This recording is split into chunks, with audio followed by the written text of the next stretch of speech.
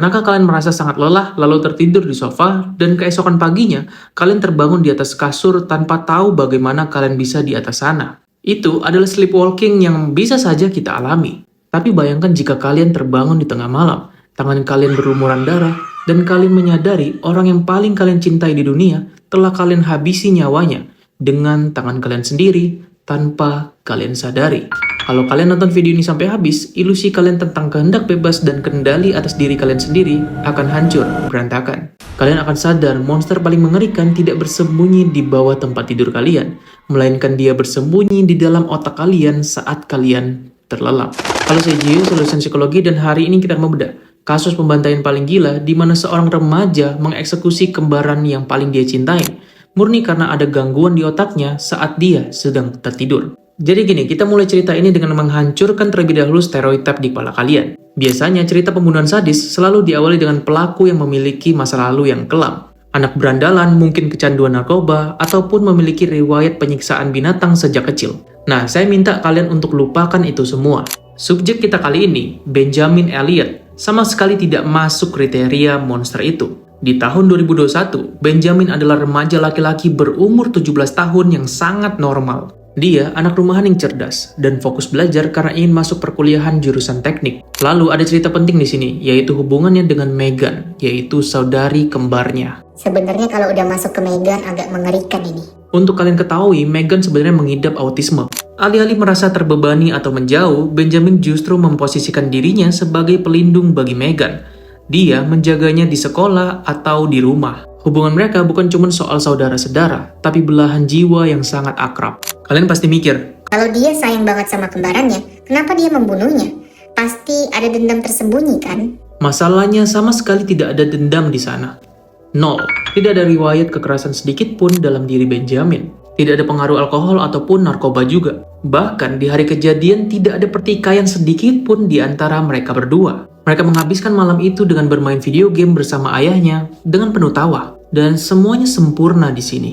Tapi lama-lama bingung juga ya, anaknya kelihatan baik banget, tapi kok bisa kayak gitu ya? Malam itu tanggal 29 September 2021, keluarga Elliot tidur seperti biasa. Benjamin masuk ke kamar, mematikan lampu dan terlelap. Semuanya tenang, tapi dia tidak tahu bahwa di dalam kamar gelapnya itu, sebuah anomali biologis mengerikan perlahan sedang mengambil alih tubuhnya. Saat Benjamin menutup mata, sebuah konsleting yang tidak disengaja di dalam otaknya bersiap mengubah malam damai itu menjadi malam terakhir mereka sebagai sebuah keluarga.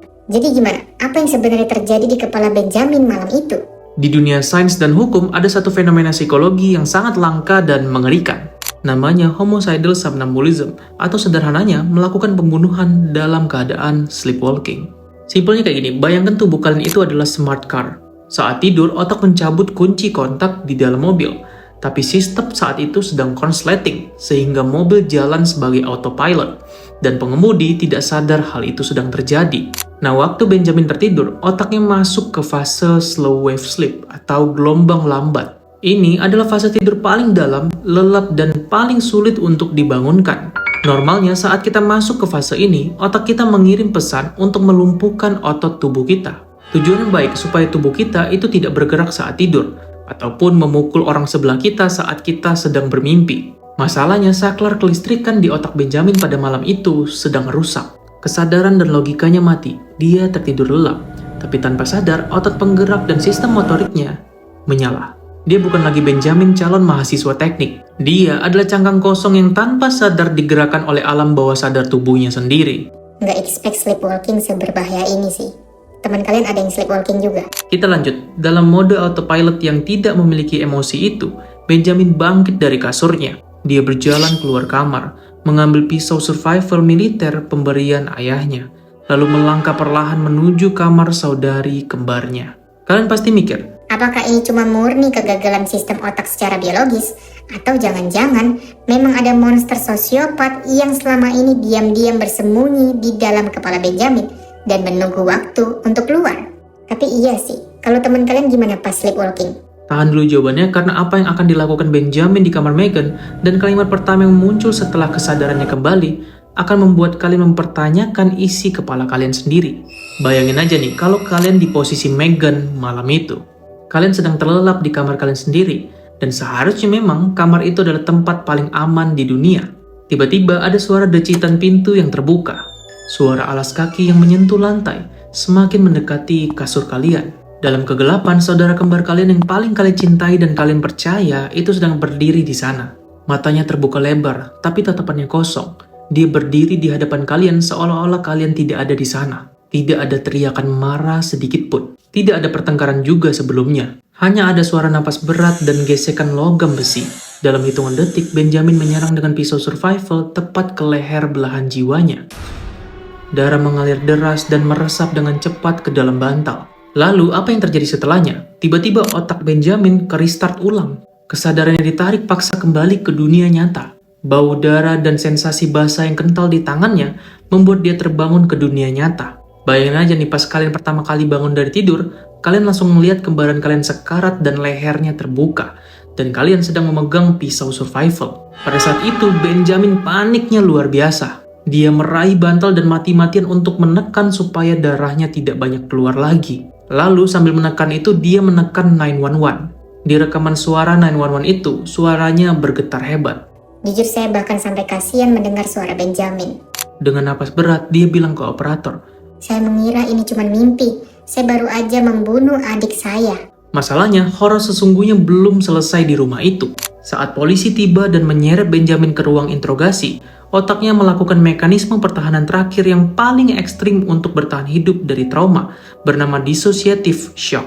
Kurang lebih, pikiran Benjamin tidak sanggup memproses realita bahwa dia baru saja membunuh kembarannya. Jadi yang dilakukan otaknya adalah memutus semua emosi dan memori biar dia tidak gila di tempat. Hasilnya, dia duduk di depan detektif dengan wajah yang datar. Tidak ada air mata sedikit pun yang menetes. Bahkan tidak ada tangisan yang histeris. Dan yang bikin merinding saat dia menjawab semua pertanyaan detektif dengan sangat datar. Bahkan dia masih membahas soal ujian dia yang ada di sekolah sambil ada noda darah di baju dia. Nah, pada saat itu detektif dan jaksa sama sekali tidak tahu soal trauma. Mereka melihat rekaman interogasi ini bukan melihat remaja yang otaknya sedang syok berat. Di mata polisi, ketenangan Benjamin itu adalah bukti yang konkret. Kata polisi, Benjamin adalah monster psikopat yang baru saja melakukan pembantaian yang sempurna. Polisi pas itu nggak ada teman yang sleepwalking kali ya. Oke, kita lanjut. Nah, di pengadilan pas itu sains akhirnya berbicara. Pakar neurologi itu membawa bukti-bukti kuat dari hasil tidurnya si Benjamin. Mereka membuktikan bahwa Benjamin mengidap sleep apnea dan masuk ke fase tidur slow wave sleep. Nah, kedua hal yang ada di tubuh Benjamin ini berlangsung sangat tidak wajar. Artinya, secara medis dan biologis, Benjamin pada saat itu sedang tidak sadar. Tubuh Benjamin sedang dikendalikan oleh percikan yang salah di otaknya. Kurang lebih secara klinis, dia sebenarnya tidak bersalah. Tapi masalahnya, sistem peradilan pada saat itu sangat buta. Jaksa penuntut menolak mati-matian terhadap bukti tersebut. Mereka justru memutar rekaman interogasi Benjamin di depan para hakim. Pada saat itu, jaksa memanipulasi fakta biologis trauma itu. Mereka mengatakan bahwa Benjamin adalah psikopat jahat dan sedang berakting di depan para hakim. Tapi dipikir-pikir kasihan juga Benjamin ini ya. Lalu kira-kira apa ending dari kasus ini? Ironinya, mungkin akan bikin kalian semua akan marah. Hakim termakan manipulasi dari narasi jaksa. Benjamin divonis bersalah dan dijebloskan ke penjara selama 15 tahun. Bayangin aja seberapa putus asanya keluarga Benjamin ini. Mereka baru saja kehilangan anak perempuannya atas kejadian yang tidak disengaja oleh kembarannya. Namun sekarang sistem hukum merebut anak putranya sendiri atas kejadian yang sama sekali dia tidak sadar. Ini bukan keadilan dan ini justru adalah kehancuran total bagi keluarga mereka. Kasihan juga ya keluarga Benjamin ini ya. Jadi gini, kenapa kita harus peduli pada kasus ini dan apa dampaknya buat kita? Kasus Benjamin adalah teror biologis paling nyata. Cerita ini menghancurkan ego kita sebagai manusia yang menganggap kita mengendalikan tubuh kita secara sepenuhnya. Faktanya, kehendak bebas itu sebenarnya sangat rapuh. Dari kasus ini kita belajar bahwa sleepwalking itu tidak bisa dianggap remeh. Kalian yang menonton ini mungkin hanya butuh satu konsleting kecil untuk bisa melakukan seperti Benjamin. Jadi pertanyaan buat kalian hari ini, saat kalian tertidur di kamar, mematikan lampu dan menutup mata, apakah kalian benar-benar yakin kalian tahu apa yang sedang dilakukan tubuh kalian terhadap diri kalian? Saya Jiu dan selamat kepada kalian yang sudah menonton Black Box sampai akhir. Tetap kritis, tetap waras, dan tonton video ini juga. Bye-bye.